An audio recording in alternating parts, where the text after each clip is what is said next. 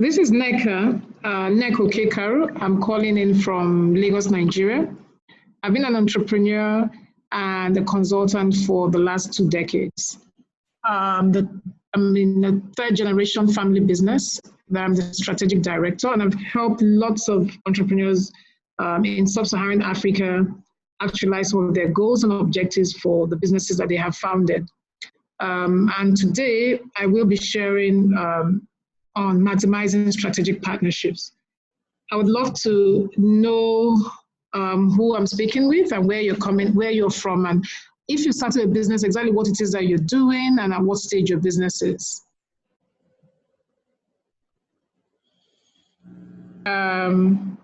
Gideon, are you an entrepreneur?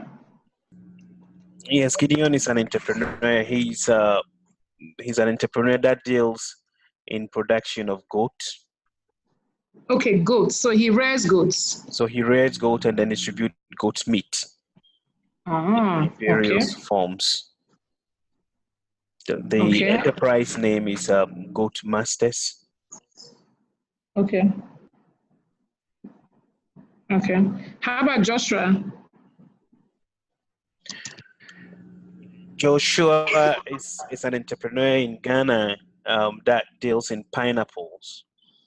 Oh, pineapples. Yeah, so he produces pineapples that is sold to, he sells some to Blue Skies for processing into pineapple juice. Okay, Blue Skies. Okay, I can see that I'm into a culture of pineapples and vegetables for retail and food processing companies. Okay, okay. Blue Skies is a chain of supermarkets, or? It's a company in Ghana that produces, it's a food processing company. Okay, okay. All right, great. So it's great to meet you guys. So we'll start the webinar now. So we'll be looking at maximizing strategic partnerships. And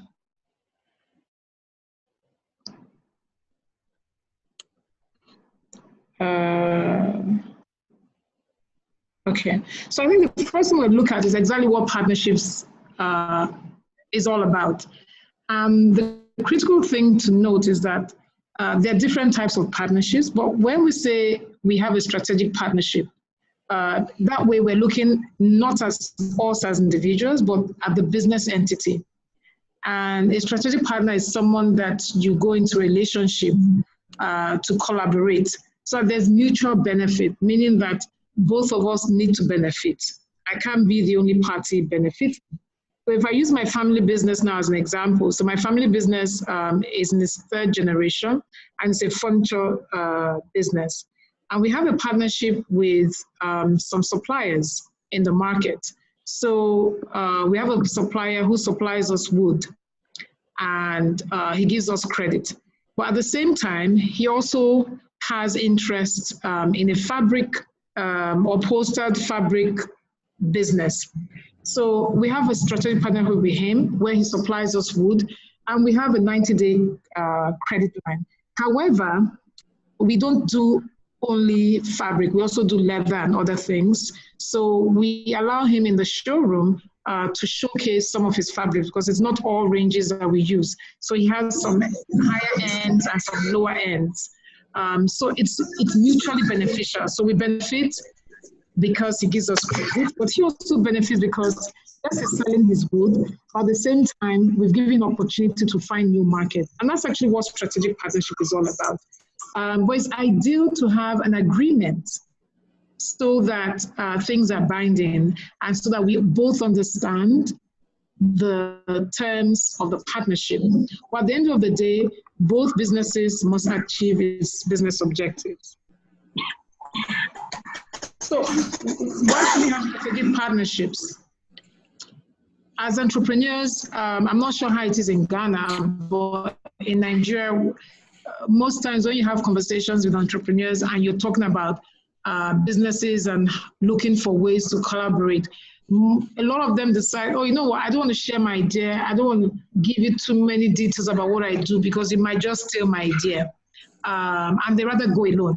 But they always face problems because as an owner of a business in a frontier economy that is very turbulent, it's very, very difficult, and you will definitely meet challenges. So it's a mistake a lot of them make, and along the line, they don't go as far as they should have because they didn't really clarify why they need partnerships or why they're not needing the partnership. So most times what happens is that they decide, okay, I don't need a partnership, but I'll just try and get the right type of staff that will do the work for me. But it all depends. You can't have your staff and your staff understand all the things they need to do. But with the right partner, there's some markets you can go into.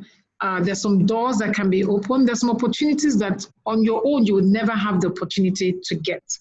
So it's very important as an entrepreneur to start thinking about strategic partnerships. And it's never too early to start.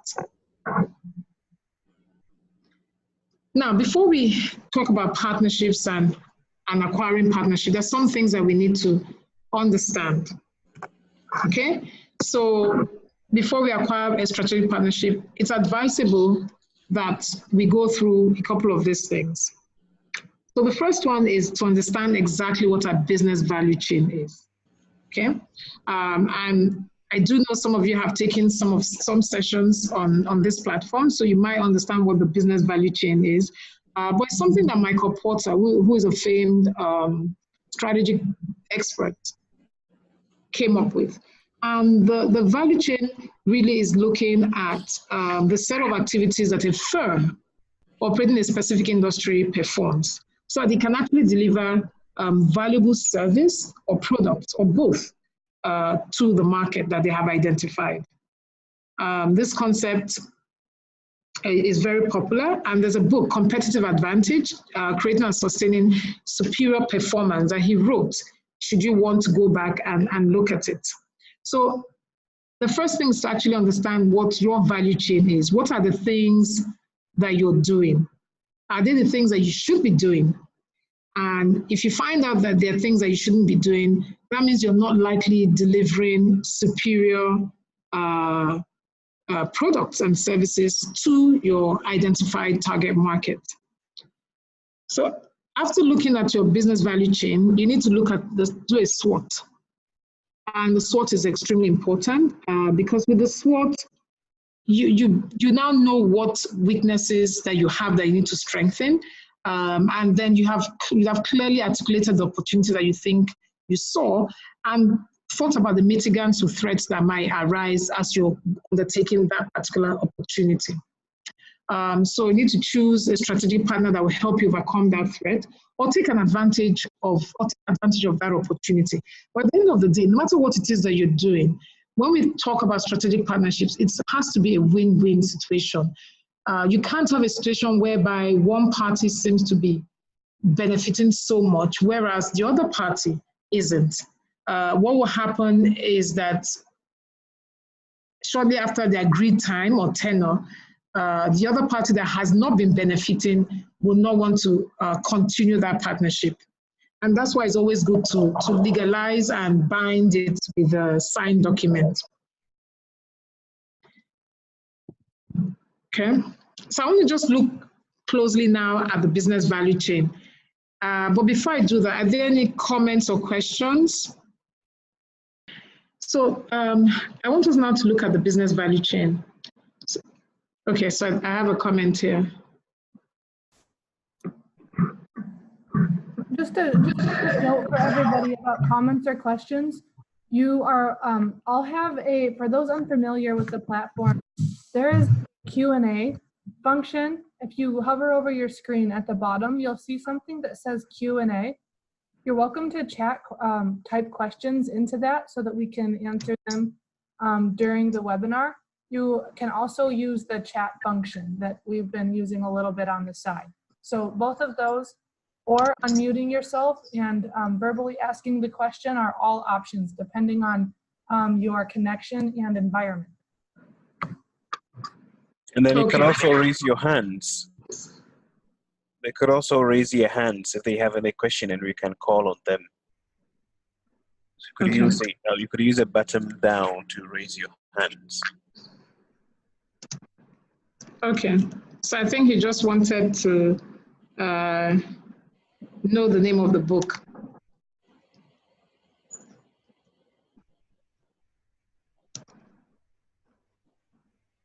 Okay. So I've typed that in. So I want us to look now at the business value chain. And for one business which is rearing goats and selling it as meats, so I'm assuming that you're not doing goat milk. And the other business is growing pineapples. And that's just growing the pineapples and selling them whole. What are some of the processes that make up delivering valuable products to your customers? Okay, so that's basically what the business value chain is looking at. Is looking at the process, is taking a holistic view of everything, all the systems, the subsystems, everything that goes into making sure that by the time you're supplying to the supermarket, they're getting the product that they think that you have promised them that they're going to get. So things around your raw materials, things around things like your fertilizer for the pineapple, the feed that your goat is eating, the medication you have to give the goats, the chemicals that, so the pineapples, is it organic? Is it organic, or are you using fertilizer? What kind of fertilizer are you using? All those activities, where and where are you getting them? The process of bagging the things and send them to the stores. The goat, is it going to the supermarket or is it going to the open market? All those things. So the money that you need, the materials, the labor, the people working with you, are they artisans? Are they family members? How do you slaughter the goats and get them into portions? What portions? All those things are the things within the business value chain. And you need to understand that so that you actually do appropriate pricing of your products or your service. A lot of entrepreneurs find out they are very busy. They're running their business. There's a lot of transaction going on. There's so much activity. At the end of the day, they begin to wonder why they can't seem to, why they're not making healthy profits. So it's like there's so much going on, but no profit, nothing to show for it. And more often than not, the problem is normally found in the pricing, because more often than not, all the costs are not taken into considerations. And if you look at the business value chain, it will help you see where all the costs are. Also help you check out where the wastages are, so you can start to cut out those wastages so that you're more profitable.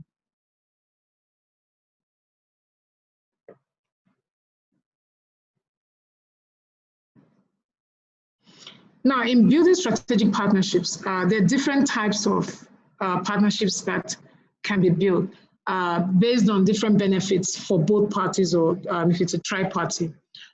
So as an agripreneur, you need to decide exactly what you want and why you're going into that partnerships. Also remembering that whichever way, you must win and the other party must win. It's a win-win situation. You must bear that in mind all the time. So we can look at this, this next slide, and it shows the different types. We can have a marketing partnership. It can be sales partnership. It can be under quality assurance. You can look at distribution. You can look at supply. You can look. Are you sharing your screen still? Okay, you're not sharing your screen right now. Hello, good afternoon, madam. Good afternoon, madam. Good afternoon. Why is everything? Sorry? You're not sharing your screen right now. I'm on the screen. Yeah, I think your screen share has gone off. Really? Yeah. It has? I saw of Yes. I hear Jerry Rollins' wife is coming to Lagos. I don't know how that happened. It's still showing on my end. I saw when Kwame went off or muted his. Yeah, but your screen share. Yeah, I didn't touch it. That's what I'm saying. It's still on. Oh. I didn't touch it. Reshare the screen. Yeah, can you please go look at the dialog box below? Not I think even. the menu box below, and then click on the share again. That's not possible.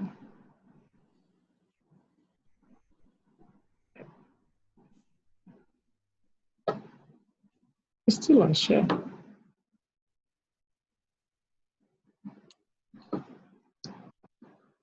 Can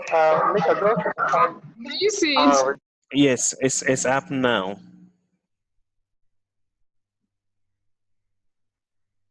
Okay. That's strange. I wonder how that happened. Okay. Thank you. All right. So there are different types of partnerships. It could either be marketing or sales, quality assurance. It could be distribution or supply. But all this depends exactly on what the weakness that you as an entrepreneur you're currently facing, or the area you think that you need the most help. So for strategic marketing, this is very good because it can help you grow your business at a very low cost. So I gave the example earlier on of a furniture business where the relationship was a supplier credit, where the wood supplier was given a 90-day credit line. And in exchange, he didn't need to look for an extra outlet to sell his fabrics. The upholstery fabric was put in the furniture shop in a different corner. And so the swatches were there, and there was someone that knew a lot about that was in that space. So that was a win-win situation. So he was selling his fabric, and everything was going direct to his business account because the staff there had her own POS, and she could take all the queries and all the inquiries from the customers. And then for the furniture business, they knew that a major component of the business, which is wood, which can have epileptic supply, was taken care of because they didn't have to pay out so much money. So the money they would have paid out within that 90 days, they use that. In Lagos, we have a major challenge with diesel. So they use that for their diesel costs. They use that to pay out to the glue supplier because the glue person wouldn't give any credit at all. So that was strategic marketing. Marketing on the side of the fabric guy. But both partners would also increase revenue in that particular situation. And we can apply this same thing for the agripreneurs. So for you that you're growing goats and pineapples, so you have a goat farm and you have pineapple, it'll be the same thing. So the goat farm could have a strategic partnership with a restaurant. Okay, so there's a business in the southern part of Nigeria. So she has a restaurant, and one of her friends has a fish farm.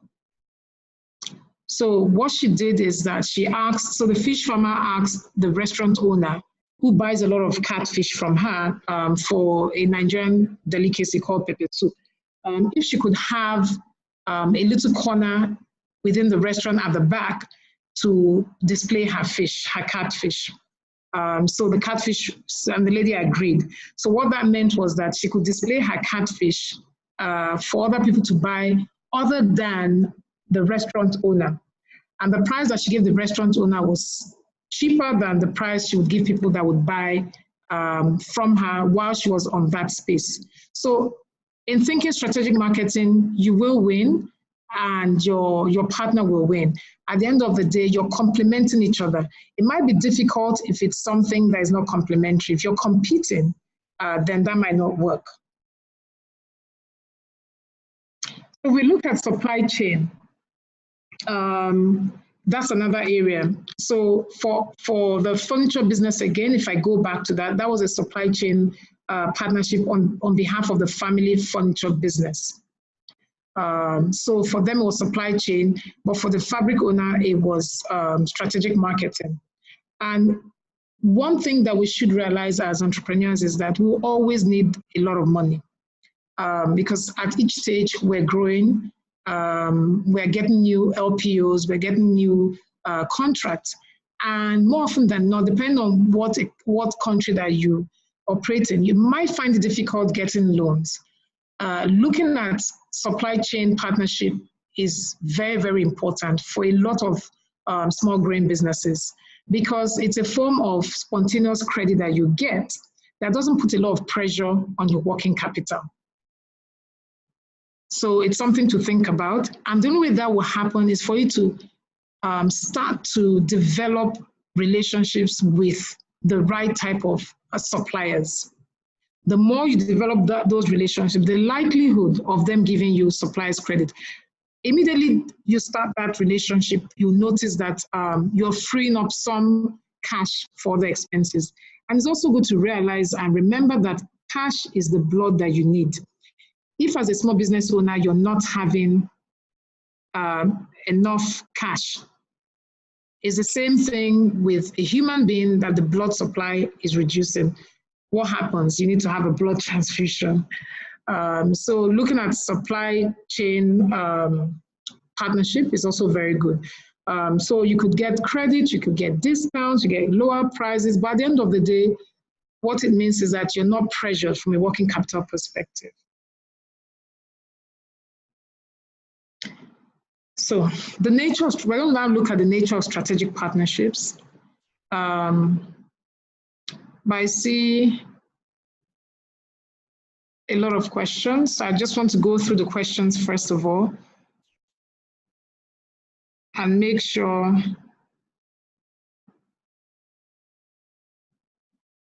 okay, so they're not questions, just people join us. So we're going to look at the nature of strategic partners now. And like I said earlier on, the partners can fill a number of roles. But the partner will be one that helps to maintain your business model. And as an entrepreneur, you must have a particular model that you have. So your accountants, a lot of entrepreneurs realize they need accountants, but they say they can't afford to get a good accountant that helps them. And when I say accountant, not a bookkeeper. So an accountant will help you not only to keep your books, but be able to give you useful information that will help you make sound management decisions. So you could also go into strategic partnerships with your accountants or your financial advisor. But the purpose here is to help monitor the flow of your business's money so that they can always give you solutions that will increase the bottom line for you. An example would be for the agripreneur who has a cattle farm that needs an accountant. And the reason you need an accountant is because you probably want to start like maybe a franchise. So you need an accountant that will help you take stock exactly of what you have, help you not only do your books, but prepare your books so that it's relevant for your franchise model, as an example. So the accountant you probably can't pay, but the accountant can have a line with you. So what some people do is at times they do trade by barter, or the accountant helps them in putting up the accounting systems. You can provide not just the cattle to them, but if you work on a farm with others, so there's cattle, there's poultry, there's herbs and things like that, all those things the accountant has access to.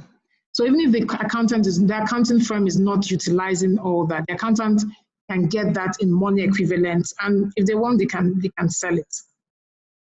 So this is for accountants or for the financial advisor or for someone that's helping you set up your HR. So in the olden days, we used to call this trade by barter.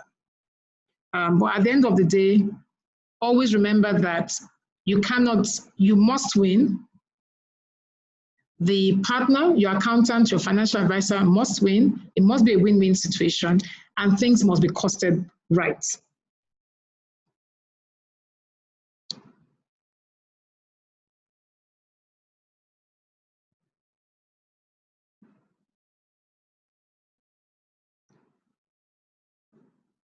Okay, so if we want to maximize partnerships, we need to make sure that we have a natural fit. And if it doesn't fit in the value chain, the business value chain, then it's likely not to work or have issues from beginning to the end. We need to remember that similar customers are important, but they mustn't have competing products. They must be complementary. So like the pineapple farm, you can have an arrangement with a fit farm studio. So it's something that's becoming more and more popular. A lot of people are particular about their health. So the use of smoothies and fresh juices are on the increase. So the pineapple farmer can have a partnership with either a yoga studio, a gym, or a restaurant that is a fit farm restaurant. So the example I've given here in the slide is that of a yoga studio that has partnered with a health food store or a kale farmer. So in this instance, it could be the pineapple farmer. Or if you're farming tea or coffee, to have an arrangement with a cafe. That's a good partnership because you're not competing, you're actually complementing each other. You're providing organic products, be it meat, fish, tea, vegetable, anything in the agri chain to that particular partner that ordinarily they would have had to go and buy. So it's a win-win situation in that instance.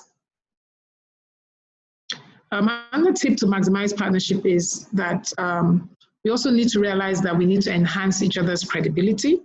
And for us small growing businesses that don't have huge budgets for corporate communications, for marketing, we need to realize that there's strength in numbers and also that we need to promote each other. So on your own network, so if you're a Facebook person and you're the yoga studio owner, you're talking about, you know, the wonderful organic variant of the pineapple that they're using to make the pineapple juice and the health benefits and all that. And then the person tags the pineapple farmer's business handle. So whether it's on Instagram or it's on Facebook or whatever platform that is being used, it's good to promote each other. So the yoga studio promotes you, the pineapple juice person also promotes the yoga studio. We both have to promote each other. If you're weak in marketing and you've outsourced that component, it's an information that you must give your marketing or your social media consultant. Another thing is that thought leadership is very important for small growing businesses because it's another way of enhancing your brand and growing your brand. So you could come together to write a newsletter or just do a little bit of research around something that is relevant to both parties. So we can look at goat meat now. We're supplying the restaurant with goat. So being the goat farm owner, you know the benefits of eating goat meat, the nutrients in it and things like that. You can do a little research, and by the time you're doing that and putting those things down, your partner is talking about, okay, yes, we've heard about cholesterol and all that, but did you know blah, blah, blah. So you can publish, it might not be a regular newsletter like every week, maybe once a month, information is coming out that has both partners, logos, brands, and information from both areas. But at the end of the day, what it is that we want in the marketplace for people to realize that XYZ Goat Farm and ABC Restaurant, they've partnered and great things are happening. You could also advocate, come together and advocate. It might be around tax, it might be around some compliance issues in your environment, but coming together, you can advocate and form an advocacy block. There's so many things that can be done, loads and loads of possibilities that could help build credibility and the client base, as well as a network. For partnership to work, we need to be proactive as well. And you can always take the first step. As an entrepreneur, we all know how difficult it is managing so many things at the same time. For a lot of us, we're doing more than one business. So I know a lot of businesses I mentor here in Lagos, Nigeria, especially the women, they're doing different things. So I have a particular person who makes clothes, but at the same time, she has an NGO that helps vulnerable children, so she has a lot of programs and projects that she does on that. So because we're very busy, even though we know we need partnership, more often than not, we might not take the lead. So it's good to be proactive and initiate and make the first step. But you must have a deep understanding of exactly why your partners or your proposed partner's business exists, what the objectives are, so that you know whether it's a good fit. Nneka, I think we have a couple of questions that have come up that we would like to address. So we have one from Chinwe that says, do you have any tactical tips for entrepreneurs who would like to partner? In African societies, age and wealth often overshadow expertise. So how can they ensure that the partnership is mutually beneficial and they are not being exploited? Okay, so thank you very much for that question.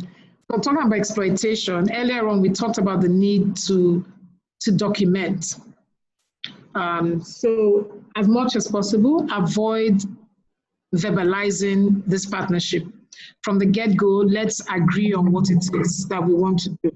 But yes, age and I think you said connections or wealth, that was before. But the new thing isn't that. It's more of what one can bring to the table. That's what we've seen. This can only happen if you yourself do a proper research on that business so that you can see where you can come in to complement what they're doing, as well as also knowing what it is that you have to add that is going to be of value. If the person that you're thinking about can see that you have nothing to offer them, and it seems like they are going to be doing all the work, they won't want to go into that partnership. So for us, I use the furniture business again. This person is actually somebody, if we look at their background and everything, the person is not even the person started from very humble beginnings, did apprenticeship, got the freedom, and then started running his store. But he realized that the fabrics that he had availability to sell, he didn't have the market, which is why when we were talking and saying, oh, you know what, can you give us a credit line? He immediately saw that there was an opening for him to get something for his other business. Partnerships will not work if it's one-sided, because there's a radio station that everybody in the world listens to, and that's the WIFM station called What Is In It For Me.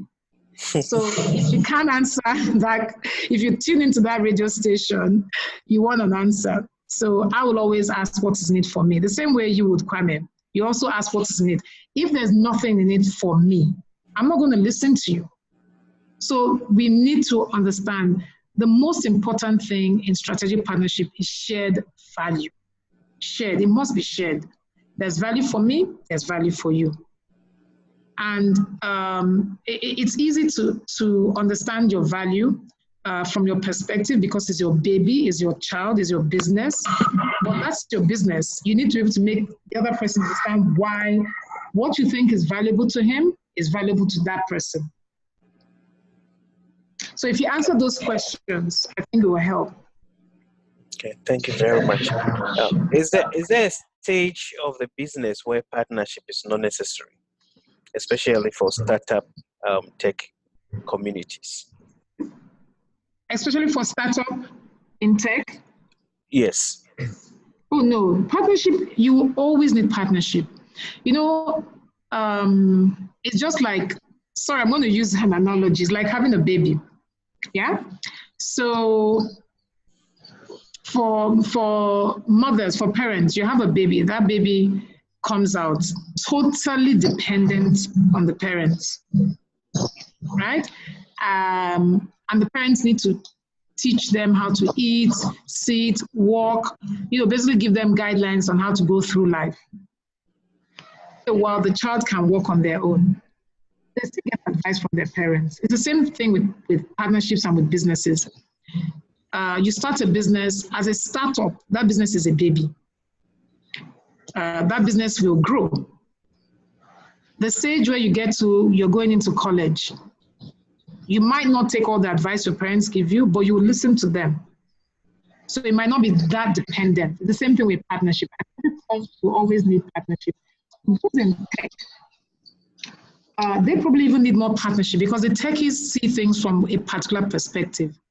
And we must realize that business can't be seen from one perspective. It has to be seen from the helicopter, as it were, whereby we can see the top, the bottom, the sides, and then look through the glass and see what's happening inside. And techies, some of them see things from not just the tech, but from the business. But more often than not, from a strategic perspective, they don't always see it holistically. So I would say that as a business, you would need partnerships at any point. You can't be too young or too old for partnerships. It couldn't be just partnership from an advisory board perspective, but you always need partnership. Okay. Yeah. So I can see some questions here. I have another question. Okay, please go ahead. Please go ahead. I think there's one here from Gideon saying that how do you deal with partnership that go wrong, especially when the second party is not putting in much effort to grow the business? Okay.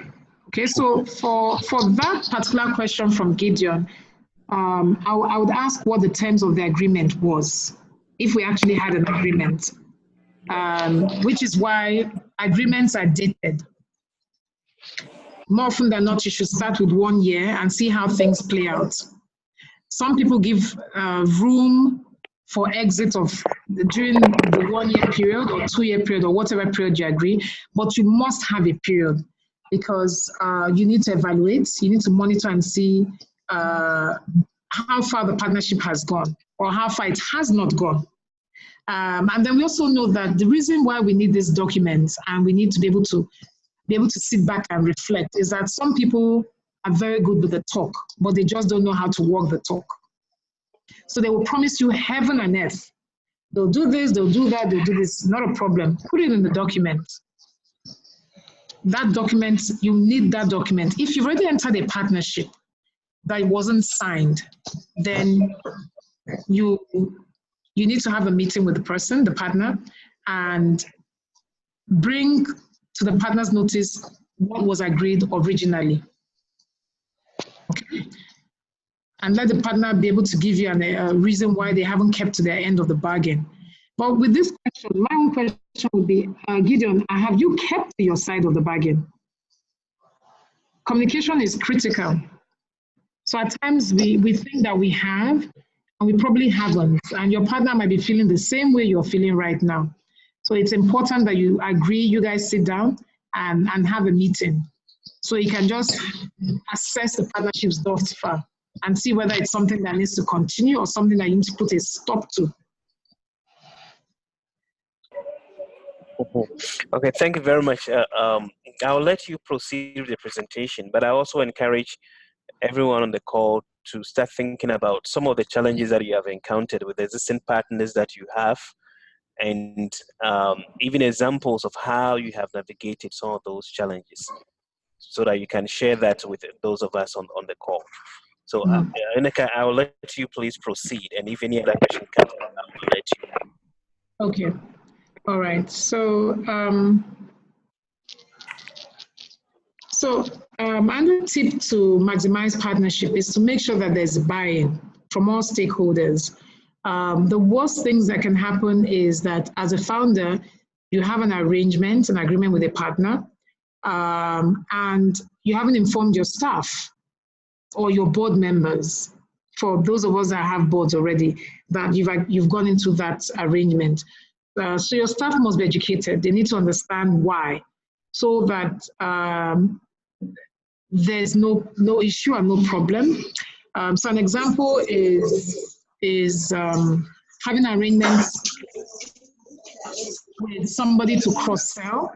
And what now happens is that because the staff are wondering, why should we be selling for them?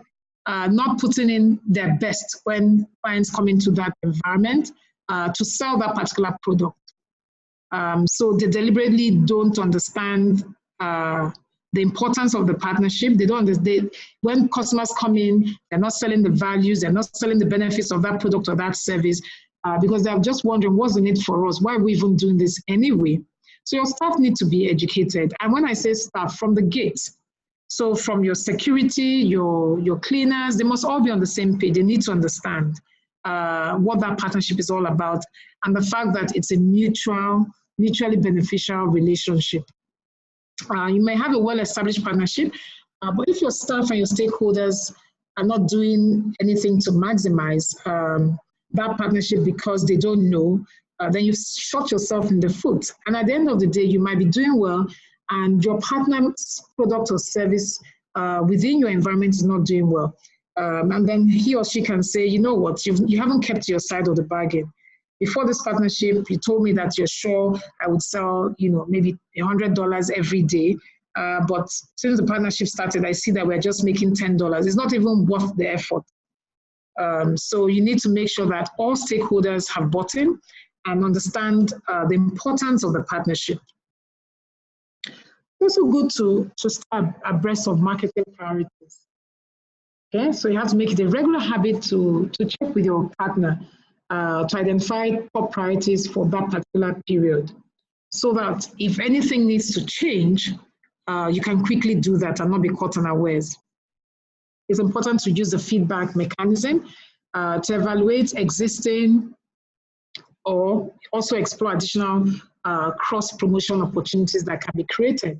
So if I use the pineapple farmer now as an example, with the feed farm restaurant, so maybe you give raw pineapples to the restaurants and they make smoothies or they make juices. During Christmas time, you would let your restaurant owner know that, even though you're known for pineapple farming, that you also have some hybrid apples that you planted, and that you're doing fruit baskets for Valentine, as an example. You need to let your partner know that, so that when they're selling, they can also sell that. And so that if they're fruit baskets, it might not be Valentine, or they can sell it for Mother's Day, for Easter, for Christmas. And if you don't have a communication channel, some of these things might not be possible. So that's something that's also very important for partnership. Very strong communication channel. Okay, so I think now we can take the questions.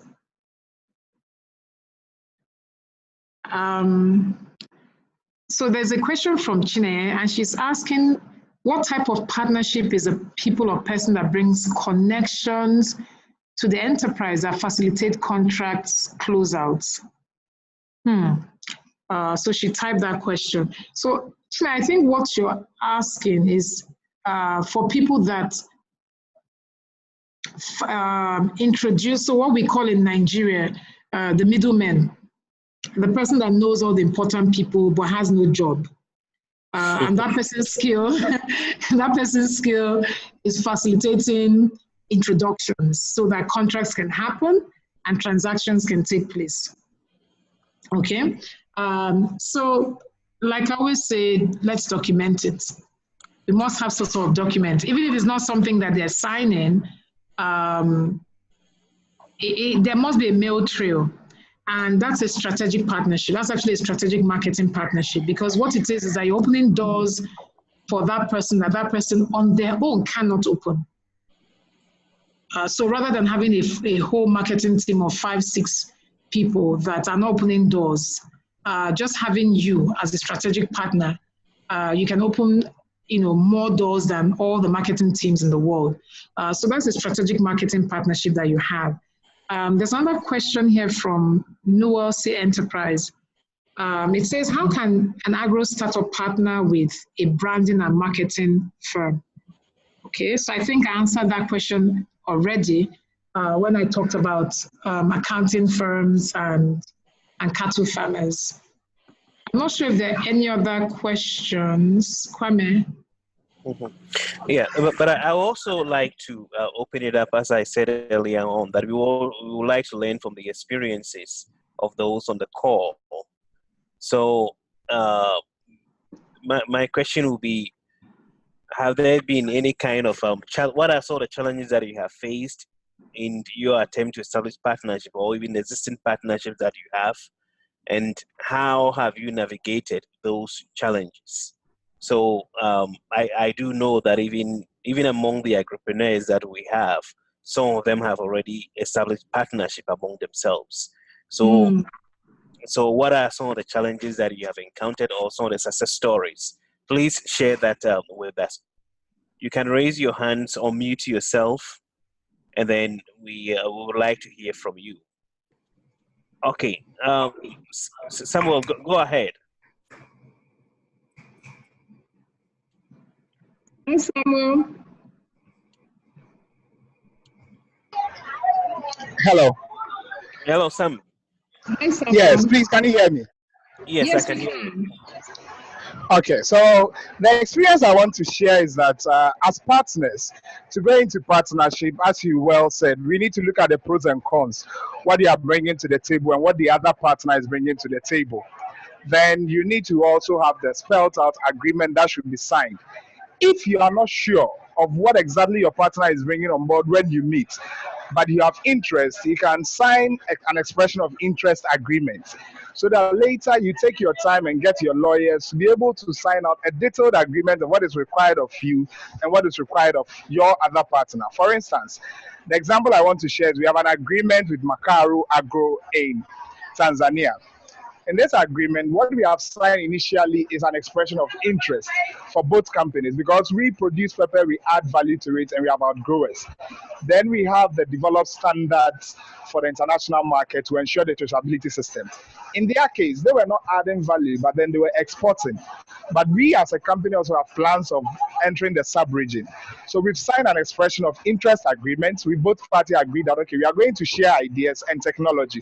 Now we have shared with them our basic operating standard tracking system or reporting system to help them start with the traceability system, where we've also shared ideas on how we can go for it. So the next stage would be, we have gotten our lawyers to now come up with the responsibilities of each party. So when we agree to it, then we sign. So right from the onset, we both know what we want, what we are going out for. We are going to share our marketing experiences and other things. By the end of the day, we are ensuring that we are adding value. One party is not gaining at the detriment of the other. And this is what I want to share, that in terms of partnership, as you are growing, that is one aspect of the partnership. Now, if you are starting, what I've realized is that most SMEs, like myself, the challenges we've had over the years, that when we are starting, we have an idea, we have no money. So we want to meet friends, oh, let's do it, yes. But what I will advise is that once we are starting that, if initially your friend said, okay, I'll work, then use the work I'm doing as equity holding in the company. As you well said, let's document it. Now, if after maybe 1 or 2 years, they are no more working, they are not coming to the office, they are not even doing the sales they said they would do and other things, meet them or send them a mail that, okay, you have said you do this, that contributed to our partnership, but you are not fulfilling it. Once you give them the prompt, maybe they don't respond to the mail or they respond to the mail. By the law of Ghana, after 21 days, giving someone a notice, you still have to prompt the person. If the person does not, you've done your part. Then you can legally be able to write to the person, okay, our partnership, we are not doing this, so let's call it off and be able to address it. But let's also try our best to read the laws within the various partnership agreements, if it has to do with the businesses and other things, so that it will help us to be able to deal with the challenges that goes with partnership. That's what I wanted to share out. Thank you. Okay. Thank you so much for sharing that. Thank you very much. I think I saw Joshua also had his hand up. Joshua. Hi, everyone. Yes. Hi, Joshua. Hello. Well, so we have about 5 partnership agreements. Oh, it's echoing. Is it still echoing? No. Yeah. You can go So ahead. we have about 5 partnership agreements we've signed. About 2 of them are with food processing companies. And then we have other individual partnership. We have an external or third-party accounting company that also has partnership with us. But one thing that helped in finding these partnerships first is to go to the potential people you're looking to work with or you're looking to form partnerships with and find out what they are looking for. First stage is what are their quality requirements? What quantities of products do they buy? When do they need deliveries? And stuff like that. So you go back, prepare yourself, and when you think you're ready, you approach them and say, well, I came to you for this checklist, and then I think I have been able to fulfill A, B, C, and D. So can you give me an opportunity to partner with you? That is if you're looking for a sales agreement.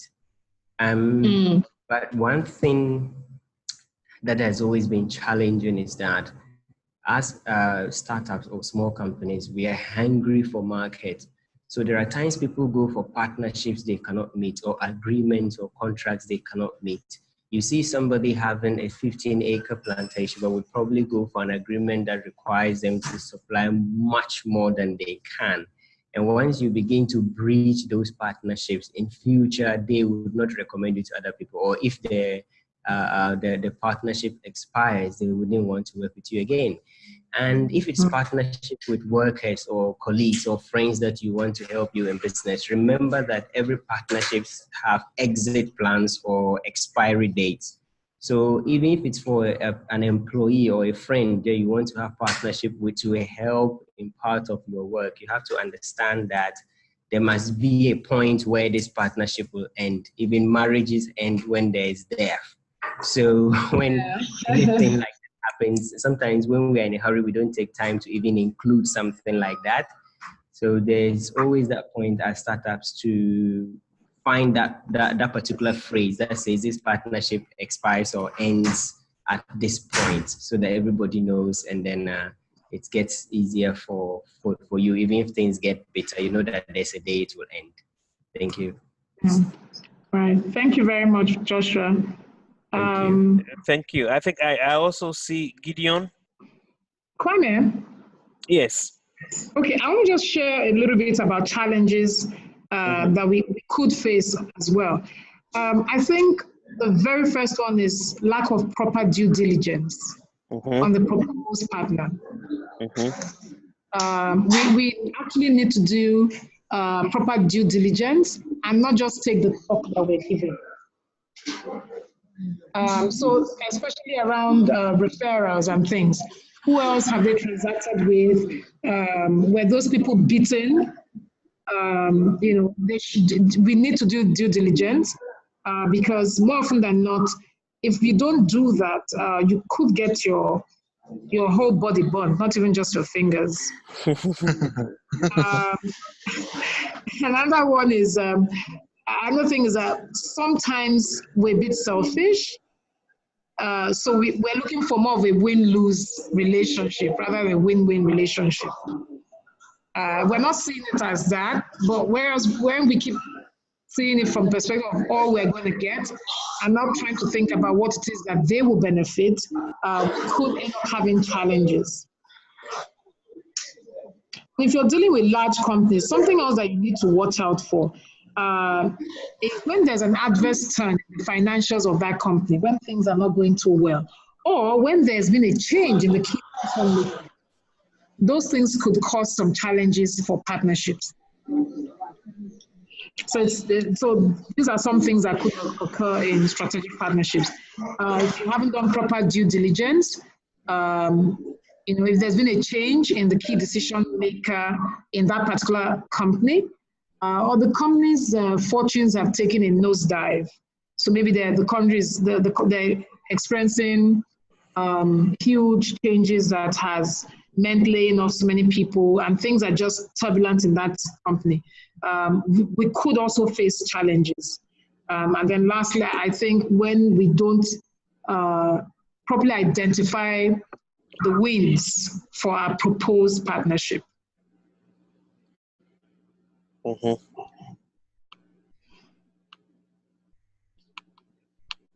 Are there any other questions? I can see some. There's a question from Chineye. In any type of partnership, what is the best involvement, profit sharing by percentage, or making a partner a shareholder? What type of agreement does the latter require? Okay, so we're talking about shareholding. That's a different ball game entirely. But more often than not, most people don't change, they don't go that far with looking at their shareholding structure when talking about partnerships. Because just like the example that were shared, Joshua shared and all that, and the gentleman before, was that Gideon, I think? Samuel. Samuel, yes. You need to be very, very careful who you're entering into a relationship with. So it's just like marriage. You need to know who that person is. So it's always good to start from the point of caution. Make sure it's documented. You could do profit sharing. It depends. You can decide to do profit sharing. That's what some people do when they allow businesses take up some space within their store. They do profit sharing. Some people just decide, you know what, this is a percentage that we're going to do. It depends on what works. So whatever works for you must work for your partner. That's the important thing. If we bear that in mind, we can't just decide what will work by ourselves. It must work for you and for the partner. If you want to do profit sharing, it's fine. But your partner might not want profit sharing. So you both have to agree on what it is. So it's actually what is best for both of you at any point in time. And you could start out with something. It might have been a good 1-year relationship. And by the time you're renegotiating and doing the second year, you'll find out that maybe you started with profit sharing. By the time you're going to the second year, it might be percentage. I'll use an example of some small stores that is in a mall that had a cinema here in Lagos. So a lot of them, when they started, they were very excited because there was a lot of foot through going through there. It was a big mall. And they jumped into that relationship saying, oh, you know what? There's no way I'll have access to these type of customers. But guess what? The partnership they entered into, the partner is a bigger partner. And what the partner wanted was profit sharing, which they felt was fine. But at the end of the day, they realized that they didn't like that. And for those that didn't renew after the 2 years, they said they preferred, at least they had built their brand, and they preferred getting a space. And if they had said, oh, you know what, pay this amount of money, it would have been better. They would have preferred paying for the shop space. But at that time they went, they could not have afforded that amount of money. And that's not about partnership. So for some people, the advice I would give is that, okay, fine, if they're doing profit share, we need to calculate, we need to be able to project how much profit do we think we can make, what's the most we can make, and then say to ourselves, are we ready to give out 20% of the profit, 30% of the profit, 40% of the profit? And if we are, and we look at it from a time perspective, this is a 2-year transaction, after which I would have built my brand by 80%, such that when I move out of the mall and go and take my own space, my customers will follow me. So you know that 2 years that you're in that partnership, you have a goal in mind, building your brand. And for that to happen, you must make sure that your customer care systems are in place.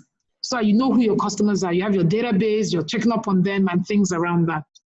So I think, Chineye, it depends on both of you, what you would like. But shareholding is something I'll just, put in the back seat for now. Like I shared earlier on, lack of proper due diligence is a major issue with most partnerships. We don't go and do due diligence on them.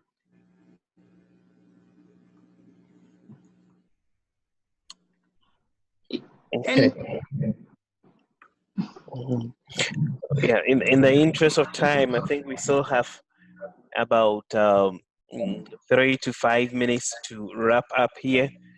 So Okay. if anyone has another question, please, or any contribution, please let us know. Please raise your hand or mute your mic and please speak.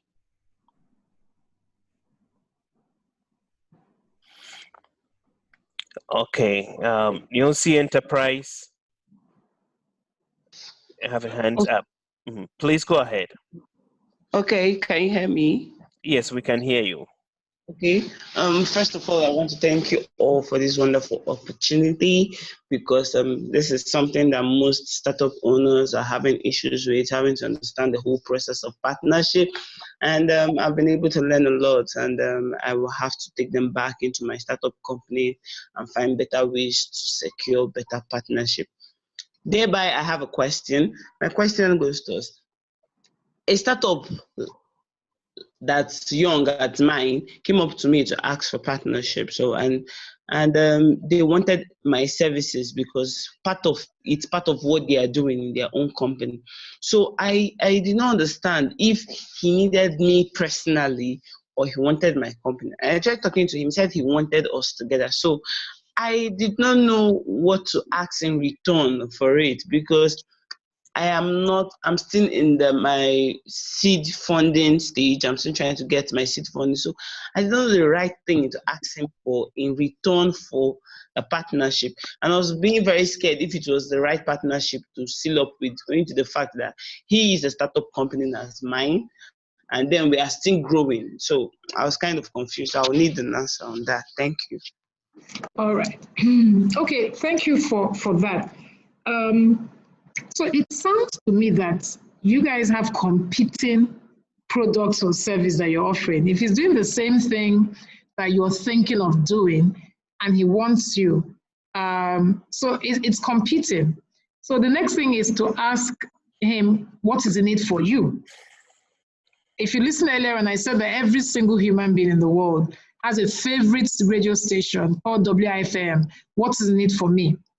So you are the seed stage. That means you're at ideation. You haven't started. You're looking for your seed funding, but he or she has started. Okay. So he wants you. Are you sure he doesn't want you to come and work for him?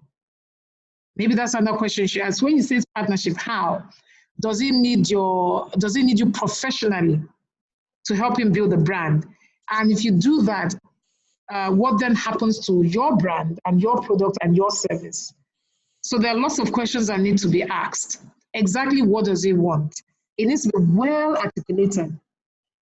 Okay, so there's something about partnership. The process of selection, the process of negotiating, the process of executing a proper partnership agreement must be duly followed. It's very important so that we have clarity. The agreement itself, as much as possible, should not be personality focused. It must be focused on the company. Because what we're trying to do is separate yourself, from the business, which is a different entity completely. So the agreement must be corporate focused, not personality focused. And it's also very important there should be provision for interpretation of a clause, if there needs to be, in that agreement. And lastly, just like I think it was Sammy shared with us, exit. The exit process must be well defined, and provision made for such an exit must be slow enough so that it enables adjustments along the line. These things are very, very critical. I hope I've been able to answer your question. Okay, so we can just take one more question or contribution.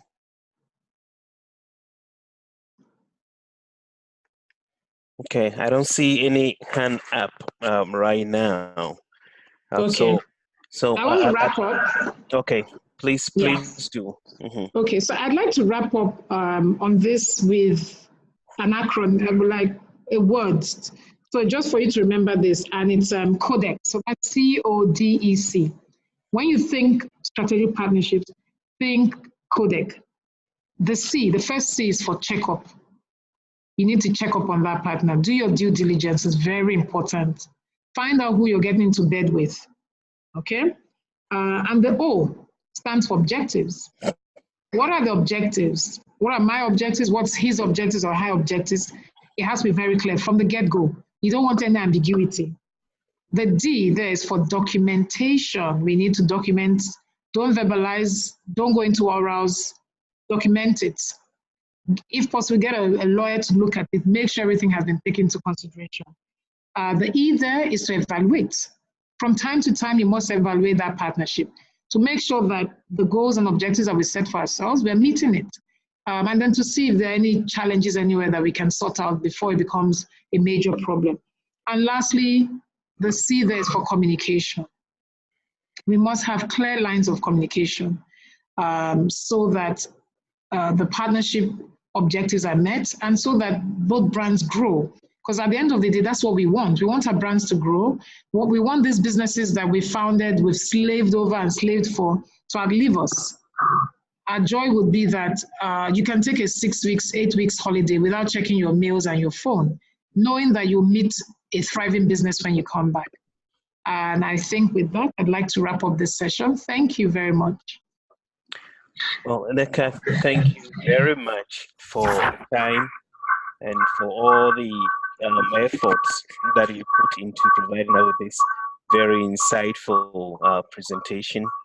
I just want to remind everyone that this is the Yield Shop webinar series, which is part of the Yield Project, which is an acronym for the Young Innovators in Entrepreneurship and Leadership Development.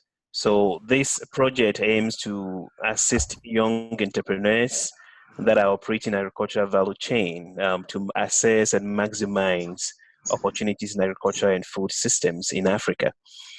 And it is done in partnership between Michigan State University, the Africa Center for Economic Transformation in Ghana, and then Sokoine University in Tanzania. And we do this through an integrated approach that combines research and capacity building. And this webinar is one of the capacity building components of the project. And this is the 8th webinar that we have organized so far. Our next webinar is scheduled for February 27th. And it's going to be held around the same time at 7:30 a.m. Michigan time, that is Eastern time, 1:30 p.m. in Nigeria, 12:30 p.m. in Ghana, and then 3:30 p.m. in Tanzania. I would want to encourage you all to attend our next one, and the topic for the next one is going to be on navigating a competitive environment. We know competition is one of the key challenges that entrepreneurs have to face. How do you navigate competition, a competitive environment? And I hope you will be able to join us for that webinar as well. Thank you all very much for your time. I think, Chinwe, do you have something to add? Hey, Kwame, sorry if I can jump in really quick. I just wanted to also thank everybody for joining. We had a great turnout. And for anybody that hasn't done so yet, if you could send your full name and email address in the chat box, then we can be sure to invite you to the next webinar, send you a survey after this webinar is over, and also send you a link to the recording after this webinar is done in case you wanted to go back and refer to it or share it with somebody else. Okay. All right. So if there are no other comments, I want to once again thank Nneka. Yeah, all right, Chinwe, go ahead, please. Yeah, I just wanted to join to say thank you to Nneka for an excellent presentation. But I also wanted to ask if she would be willing to share her email or some form of contact with some of the entrepreneurs. I see questions are still coming in. Yes, I can. I will. I'll share that. All right. Thank you so much, Nneka. All right. You're welcome. Okay. All right. Well, thank you all very much for making time to join this webinar. We really appreciate your time here. And if you have any questions or you have even suggestions for future topics that you would like to learn more about, please email us and we'll be happy to get a facilitator to come. Thank you all for your time, and we look forward to interacting with you soon.